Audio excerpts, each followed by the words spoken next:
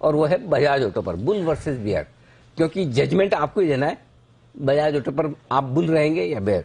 आइए, कुशल और साथ ही वरुण तैयार है हमारे साथ। बजाज ऑटो में तेजी की जाए या मंदी, अपने अपने तर्कों के साथ। अगर आशु मदान जी ने ऑब्जेक्शन नहीं लिया जज बनने का तो फैसला किरण जी करेंगे। जी बताएं, कुशल करें शुरुआत। बिल्कुल सर, तो यहाँ पर जिस तरह के नंबर्स आते हुए दिखे हैं वो मुझे बहुत प्रभावित किए और मुझे इसी वजह से लग रहा है कि यहाँ पर बहुत ही बेहतरीन तेजी आगे के लिए भी बन सकती है। आप देखिए, आय और एबिटा इन दोनों ही फ्रंट पर कंपनी ने ऑल टाइम हाई अपने नंबर्स दर्ज किए हैं, तो अपने आप में ये काफी सिग्निफिकेंट है। और इसका सबसे बड़ा सपोर्ट इनके डोमेस्टिक वॉल्यूम से आता हुआ नजर आया है, जहां पर टू व्हीलर और साथ ही कमर्शियल व्हीकल्स दोनों का ही काफी दमदार प्रदर्शन रहा है। और इसी वजह से यहां पर मुझे तो लग रहा है कि यहां पर बहुत ही अच्छी तेजी आगे भी बन सकती है। डेफिनेटली इस कंपनी का जो घरेलू प्रदर्शन है वो तो अच्छा रहा, लेकिन सबसे बड़ी दिक्कत की बात इस कंपनी के एक्सपोर्ट्स को लेकर, जो कि चिंता काफी सारे ब्रोकरेज हाउस से जताई भी है। इस कंपनी के अगर आप देखेंगे तो 50% के आसपास की रेवेन्यूज जो है वो दरअसल एक्सपोर्ट से आती है और उसमें करीब 25% के आसपास की गिरावट देखने मिली है, जो कि इसके पहले लगातार काफी सारे क्वार्टर्स तक इस कंपनी के लिए एक ग्रोथ ड्राइवर बन के उभर रहा था, वो अब कहीं ना कहीं दिक्कत में है। और सबसे बड़ा बैड पॉइंट मेरा यही है कि एक्सपोर्ट का क्या होगा, और अगर एक्सपोर्ट गिरते हैं तो इस कंपनी के रेवेन्यूज का क्या होगा। Definitely Varun, but I think ये टेम्पररी फेज है प्रॉब्ली, क्योंकि मैक्रो इकोनॉमिक सिचुएशन है तो सिमिलर लेवल्स पे तो नहीं रहेंगी। एंड पर्टिकुलरली अगर आप आयशर मोटर्स के भी सितंबर महीने के ऑटो बिक्री आंकड़े देखें तो वहां पर भी जो उनकी प्रीमियम मोटरसाइकिल्स है वहां पर बिक्री का रुझान और जो डिमांड है वो काफी स्ट्रांग है। तो डोमेस्टिक लेवल पर तो डेफिनेटली कोई चिंता नहीं है, बट ये जरूर देखना हो कि मैक्रो फ्रंट पर कैसे परफॉर्म करती है कंपनी। बट लार्जली आपको ये भी देखना है साथ में कि जो सप्लाई साइड इश्यूज है वो भी काफी कम होते हुए जा रहे हैं अक्रॉस सेगमेंट्स है। इनफैक्ट टू व्हीलर ले लीजिए, फोर व्हीलर ले लीजिए, जो सेमीकंडक्टर की इश्यूज थी वो अब रिड्यूस होते हुए जा रहे हैं और प्रीमियम मोटरसाइकिल्स में खासकर इसका बड़ा उपयोग होता है। और इस वजह से यहां पर इनके लिए अगर डिमांड बढ़ती है तो सप्लाई करने में अब आगे कोई दिक्कत ज्यादा नहीं आएगी। लेकिन ग्लोबल मैक्रो इकोनॉमिक एनवायरनमेंट अगर आप देखेंगे तो वहां स्थिति लगातार खराब होते जा रही है, जिसका इंपैक्ट शायद आगे चल के इस कंपनी के एक्सपोर्ट्स पे और ज्यादा बढ़ते हुए नजर आ सकता है। इनफैक्ट मैं काफी सारी रिपोर्ट्स पढ़ रहा था जो कि कह रहे थे कि बजाज के मुकाबले अगर आप देखेंगे तो टीवीएस और हीरो, इन दो कंपनियों की जो ग्रोथ है वो काफी ज्यादा रहने वाली है, और इसके लिए कहीं ना कहीं ब्रोकरेज हाउसेस जो है वो बजाज के नतीजों से नाखुश है।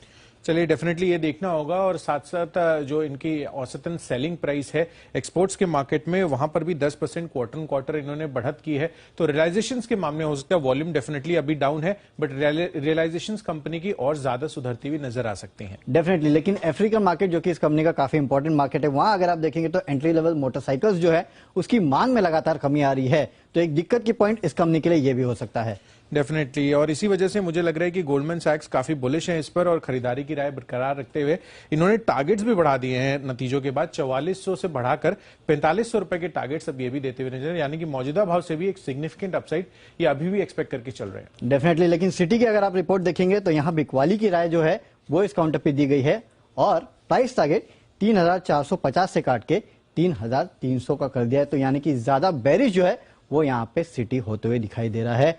और कुशल, एक पॉइंट आपने नहीं कहा बुल और बैर के लिए। कुशल बुल इसके लिए क्योंकि उनके पास बजाज की गाड़ी है और मैं बैर इसके लिए क्योंकि मेरे पास हीरो मोटो की गाड़ी है। अच्छा, तो ये डिस्क्लोजर तो पहले देना चाहिए था, हम पहले उस हिसाब से सुनते हैं। लास्ट में इतना हम दिमाग लगा लगा के सुनते थे, हम पहले ही बोल देते डिस्क्लोजर तो हमें पता चला। अनिल जी, हमने सोचा पहले तो आप दिमाग लगा लो फिर देंगे हम डिस्क्लोजर। कौन अपनी गाड़ी से ज्यादा सेटिस्फाइड है? मैं तो मैं एकदम 100% हूँ सर। कुशल का वजन कितना है और वरुण का कितना है? परफॉर्मेंस तो बजाज की ठीक लग रही है इस हिसाब से। अनिल जी, एवरेज पूछ लीजिए कितना दे रही है उसकी गाड़ी। आइए तो फैसला करवाया जाए। Kiran ji, Bajaj auto bull versus bear. Anil ji, bulls के साथ जाना चाहूंगा। देखिए अनिल जी, टेक्निकली एक बहुत इंपॉर्टेंट सपोर्ट 3470 के आसपास है, राउंड फिगर 3450 पकड़ लीजिएगा। इसके नीचे जाने की प्रोबेबिलिटी बहुत कम है, पहले से ही टूटा हुआ है, एक पुल बैक देखने को मिल सकता है। और मेरा मानना है कि वापस एक बार 3850 3900 के लेवल्स पहले देखने को मिलेंगे। मुझे नहीं लगता 3500 के नीचे के लेवल्स हमें इस स्टॉक में देखने को मिलेंगे।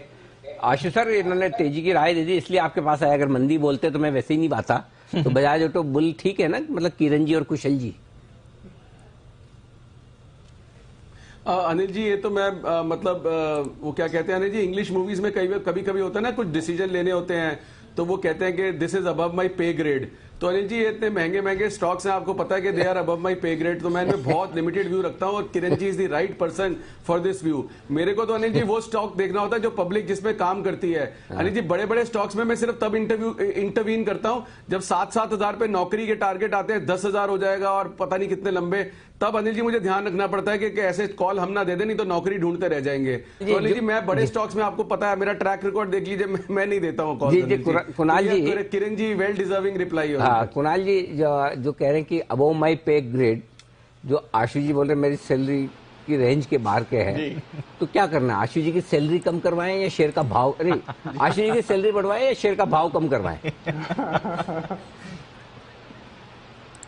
नहीं अनिल जी देखिए, सैलरी बढ़वाने के लिए तो अनिल जी बहुत मेहनत करनी पड़ेगी अनिल जी। तो वैसे भी मुझे लगता है अनिल जी ज्यादा ही सैलरी होगी आशु जी की अनिल जी, तो इसलिए अनिल जी इससे बेहतर है कि शेयर की कीमतें घटवा दें अनिल जी। ओहो, कुणाल जी बहुत स्ट्रांगली मानते हैं, जितना काम आशु जी करते हैं उससे ज्यादा उनकी सैलरी है। बढ़िया, कुणाल जी आपके बॉस नहीं है, ऐसा इन्होंने अभी भी कहा। आइए